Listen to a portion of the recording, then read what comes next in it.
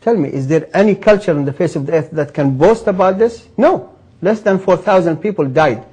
So violence doesn't mean, the battles here doesn't mean violence as they claim, and it doesn't mean that people were forced to become Muslim, because many of those battles, no fighting even happened. And I challenge everybody, and I still challenge them today. Go to the resources and find a larger number than 4,000, because you will not find it.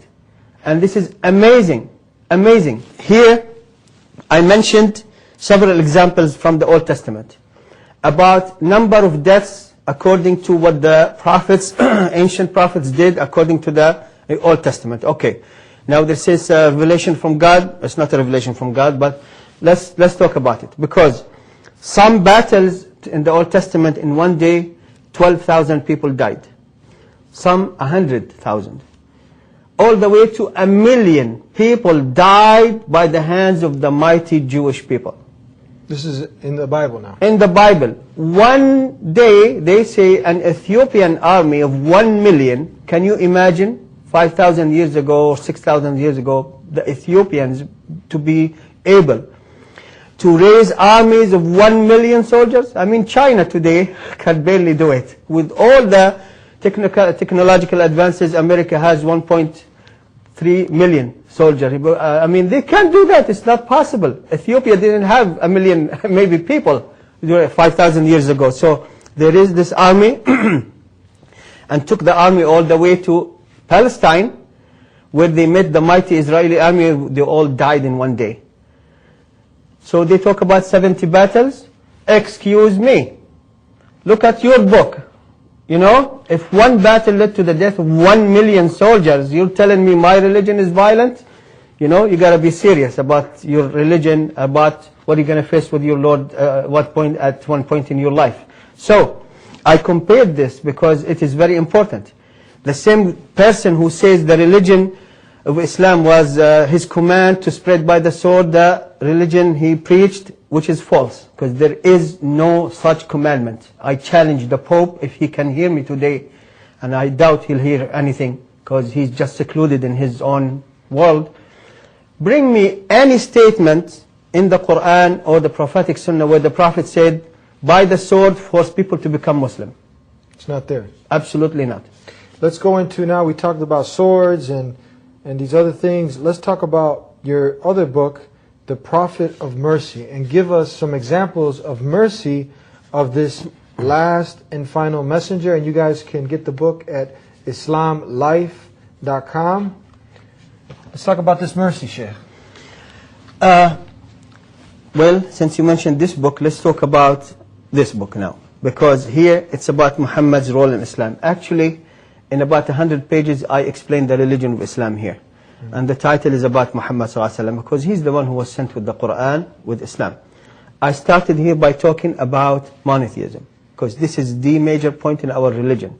This is the foundation of it. This is the establishment. This is why Allah sent Muhammad, to bring back monotheism. Because without monotheism, if you do every kind of good deeds, Allah will not accept it. You have to have the belief that He's the only creator, and thus the only one who deserves to be worshipped, alone. No children, no ancestors, no offspring. So here I talk about Muhammad ﷺ being the mercy, because just before he was sent, Christianity almost destroyed the monotheism of all the prophets.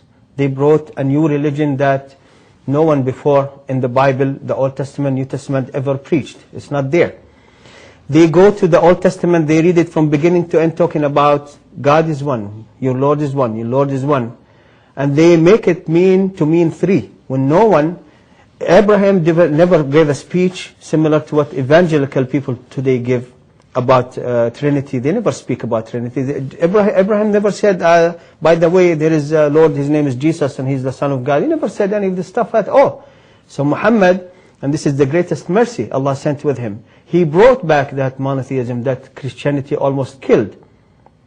I mean, Judaism still has monotheism even until today, but it is a minor religion compared to Christianity.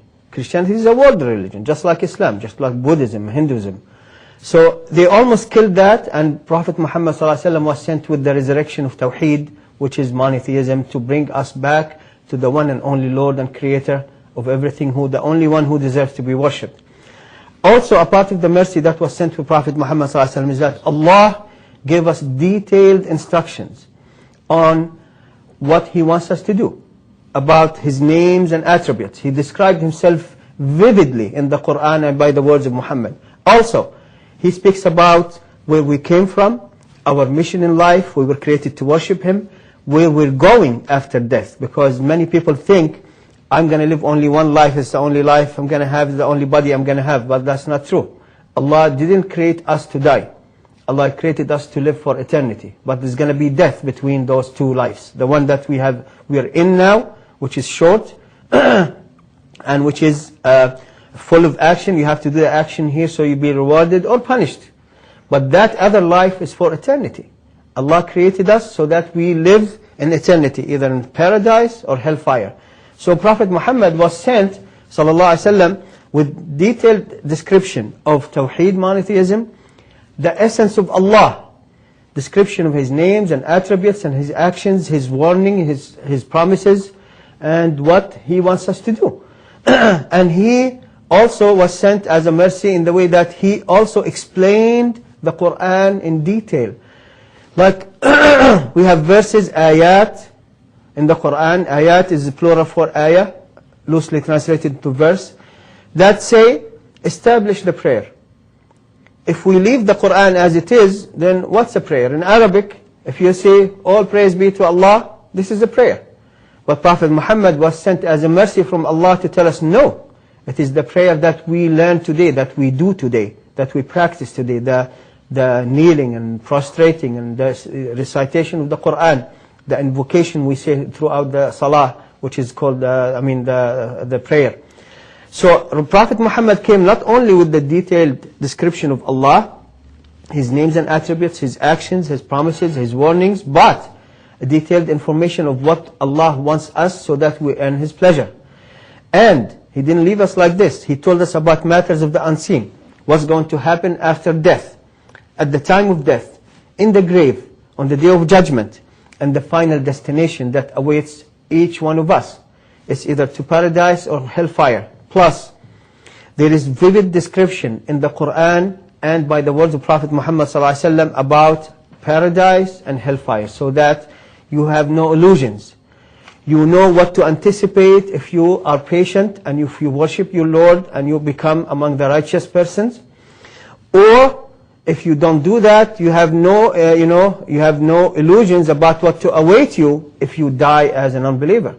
So He is the Prophet of mercy for all of mankind because of Him bringing back Tawheed, monotheism, and detailed description of why we were created, the mission for which we were created, and how we end up, or we can end up in the pleasure of Allah, so that we are in paradise in contradiction to hellfire. So why can't He be? He is the Prophet of mercy because all this information, we had no access to it before Allah sent Him. And today, after all these centuries, there is a mercy that is included, and I mentioned it here. Allah sent Muhammad as the final and last messenger and prophet from Him, with the detailed information about what we should do so that we earn His pleasure. He also protected this information for us, that today the same Quran Prophet Muhammad recited to his companions is the same one we have today. Go to China, it's the same book. Go to India, it's the same book. Come to America, it's the same book. Go to Mecca, it's the same book. Letter by letter. Even with the marks, which are called tashkil, which tell you how to read the word properly, the same everywhere you go. Isn't this a miracle? This is a Prophet of mercy. So Allah sent him with the mercy, which is what? To earn Allah's mercy to go to paradise. Also, He sent with him with an eternal law that no one can change. They tried to change the Quran, to corrupt it, to spoil it. It is still the same today as the day when He recited it fresh to His companions. Also, I mentioned that the explanation of the Quran is found in His tradition. It's called the Sunnah. So the Sunnah was also protected for us from corruption in the same way the Quran was protected. That today, I can, if I want, if you wish, if somebody wishes, I can give you a demonstration of how to make the prayer according to the way Prophet Muhammad did. because the books of hadith collected for us this information. And today I can sit in a lecture and say, Prophet Muhammad said. How?